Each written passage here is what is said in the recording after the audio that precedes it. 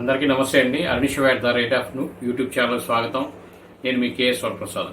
ఈరోజు మీకు వీడియోలో భారతదేశంలో నెంబర్ 1 చెస్ ర్యాంకర్ కింద ప్రజ్ఞానంద అనే కుర్రవాడు ఎంపికయ్యారు. చూద్దాం. భారతదేశ యువ chess player Ramesh Babu Praggnanandhaa record సృష్టించారు. ఈవేళ యూజెడ్ చెస్ కప్ మాస్టర్స్ టోర్నీలో